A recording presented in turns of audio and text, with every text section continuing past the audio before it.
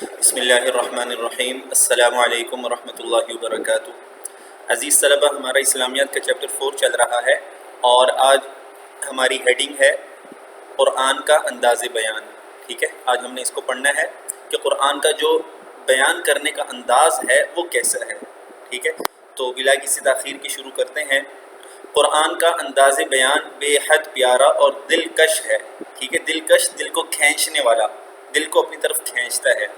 جب یہ پڑھا جاتا ہے تو ہر کوئی سننے کے لیے اس کی طرف مائل ہو جاتا ہے۔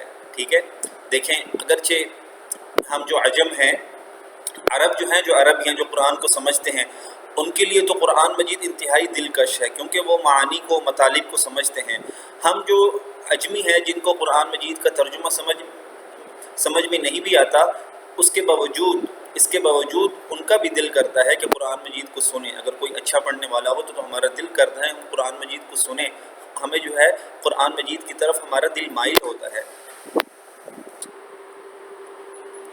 اس کلام میں بلا کی تاثیر ہے، بلا کی تاثیر یعنی بہت زیادہ تاثیر ہے، بے حد تاثیر ہے، یہ دل پر اثر کرتا ہے، یہ دل کی گہرائیوں میں اترتا ہے۔ ٹھیک ہے، اس کے چھوٹے چھوٹے جملوں میں بے شمار معانی و مطالب پوشیدہ ہیں۔ بے شمار معانی یعنی اس کے جملے بہت چھوٹے ہیں، مختصر ہیں، بعض آیات بہت چھوٹی ہیں، لیکن اس کے اندر جو معانی ہے نا، معانی معنی کی جمع ہے۔ ٹھیک ہے، اس کے معنی بہت زیادہ ہیں، اور اس کے مطالب مطلب کی جمع ہے۔ اس کے مطالب بہت زیادہ ہیں، بہت سارے مطلب نکل سکتے ہیں ایک ایک چھوٹی چھوٹی آیتوں کے۔ پوشیدہ ہے یعنی چھپے ہوئے ہیں۔ ٹھیک ہے، تو اسی کو کہتے ہیں بلیغ کلام۔ بلیغ کلام کون سا ہوتا ہے؟ جس کے الفاظ تھوڑے ہوں اور معانی بہت زیادہ ہوں۔ تو قرآن کریم سے بڑھ کر کوئی فصیح اور بلیغ کلام کوئی نہیں، کوئی کتاب نہیں ہے۔ ٹھیک ہے، اسی خاطر شروع سے تفسیر کرنے والوں نے اس کی تفسیر لکھنے میں عمریں خرچ کر ڈالی۔ جو مفسرین ہوتے ہیں، تفسیر لکھنے والے ہوتے ہیں، تو انہوں نے قرآن مجید کی تفسیر لکھنے میں عمریں خرچ کر ڈالی۔ کئی سالوں تک قرآن مجید کی تفسیر انہوں نے لکھی، 35 جلدوں کے اندر قرآن مجید کی تفسیریں لکھی گئی ہیں، اور یہ سلسلہ برابر چلتا جا رہا ہے۔ قرآن کا انداز بیان دنیا کی تمام دوسری کتابوں سے بالکل جدا ہے۔ ٹھیک ہے، یہ براہ راست انسان کو خطاب کرتا ہے۔ انسان کو کیا کرتا ہے؟ براہ راست خطاب کرتا ہے۔ اب آپ نے دیکھا ہوگا جب قرآن مجید کی آیات آپ پڑھتے ہیں تو کہیں پر آتا ہے یا ایھا الانسان، اے انسان، اللہ تعالیٰ براہ راست انسان سے خطاب کرتا ہے۔ کہیں پر آتا ہے یا ایھا الناس، اے لوگوں۔ کہیں پر آتا ہے یا ایھا الذین آمنوا، اے ایمان والو۔ تو کہیں پر جو ہے نا پوری دنیا کی انسانیت سے خطاب ہے، چاہے مسلمان ہو چاہے کافر ہو، اور کہیں پر صرف ایمان والوں سے خطاب ہے یا ایھا الذین آمنوا، اور کہیں پر یا ایھا الانسان کہہ کر اللہ پاک نے خطاب کیا ہے۔ ٹھیک ہے، تو اللہ تعالیٰ براہ راست خطاب کرتے ہیں، بلا واسطہ، براہ راست، بلا واسطہ، ڈائریکٹلی، اور اسے سیدھی راہ کی طرف بلاتا ہے۔ اللہ تعالیٰ ہمیں سیدھی راہ کی طرف بلاتے ہیں۔ یہ کتاب ہر قسم کی خامیوں سے پاک سمجھی گئی ہے۔ ٹھیک ہے، اس کے اندر کوئی خامی نہیں ہے۔ ٹھیک ہے، کوئی غلطی نہیں ہے اس کے اندر، کوئی عیب نہیں ہے اس میں، اور اس کی تلاوت شروع سے مسلمان کثرت سے کرتے آئے ہیں۔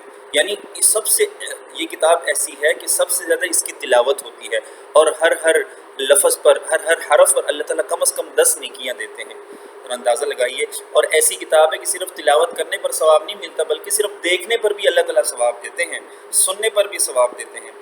یہ دلیل ہے کہ یہ اللہ تعالیٰ کا برحق کلام ہے۔ برحق یعنی حق والا، حق پر، اور اس میں کسی قسم کی تبدیلی ممکن نہیں ہے۔ اچھا اسٹوڈنٹس، ہمارے پاس اگلی ہیڈنگ ہے قرآن مجید کی خوبیاں۔ ٹھیک ہے، ویسے تو قرآن مجید کی بے حد خوبیاں ہیں، بہت زیادہ خوبیاں ہیں، جس کا کوئی شمار ہی نہیں ہے، کیونکہ اللہ تعالیٰ کا کلام ہے تو ہم کیسے شمار کر سکتے ہیں، لیکن چند خوبیاں اس کی یہاں پر درج ہیں۔ تو آئیے ہم وہ پڑھتے ہیں۔ قرآن مجید میں ایسی خوبیاں موجود ہیں جس کے سبب یہ کتاب زندہ جاوید بن گئی ہے۔ ٹھیک ہے، جاوید ہمیشہ رہنے والی۔ ٹھیک ہے، اگرچہ ان تمام خوبیاں کا شمار ناممکن اور محال ہے۔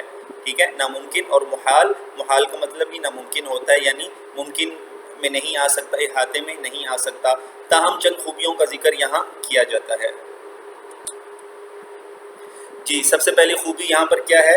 قرآن مجید ایک سچی کتاب ہے، اس میں کوئی جھوٹ نہیں ہے، اس کی دعوت اور اس کا پیغام بھی سچائی سے بھرپور ہے، اس کے دلائل نہایت مضبوط اور مستحکم ہیں۔ ٹھیک ہے، مستحکم کا مطلب کیا ہوتا ہے؟ مضبوط، استحکام لیے ہوئے۔ ارشاد باری تعالیٰ ہے، اعوذ باللہ من الشیطان الرجیم، الف لام را کتاب احکمت آیاتہ ثم فصلت من لدن حکیم خبیر. ٹھیک ہے، کتاب، یہ الف لام را حروف مقطعات میں سے ہیں، اس کا مطلب اللہ تعالیٰ ہی جانتے ہیں. کتاب احکمت آیاتہ، یہ ایک کتاب ہے احکمت کہ حکمت سے بھری ہوئی ہیں، آیاتہ اس کی آیتیں. ٹھیک ہے، ثم فصلت، ٹھیک ہے، پھر کھول کر بیان کی گئی ہیں یہ آیتیں، من لدن حکیم خبیر، ایسی ذات کی طرف سے جو حکمت والا ہے اور باخبر ہے اور خبردار ہے. ترجمہ دیکھیں، یہ ایک کتاب ہے جس کی آیتیں حکمت بھری ہیں، پھر حکمت والے خبردار کی طرف سے کھول کر بیان کی گئی ہیں. چونکہ دلائل نہایت مضبوط ہیں، یعنی قرآن مجید کے دلائل نہایت مضبوط ہیں اور سچائی کی طرف رہنمائی کرتے ہیں، اس لیے تضاد سے پاک ہے. ٹھیک ہے، یعنی ان میں کوئی تضاد نہیں ہے، کوئی بھی آپس میں اس کے دلائل ٹکراتے نہیں ہیں. اگر ٹکرائیں تو اس کا مطلب ہے جھوٹے ہیں. ٹھیک ہے، بالکل سچے ہیں اس کے دلائل، لہذا تضاد سے کیا ہیں؟ پاک ہیں. اس کے مضامین میں ذرہ بھر بھی اختلاف نہیں ہے.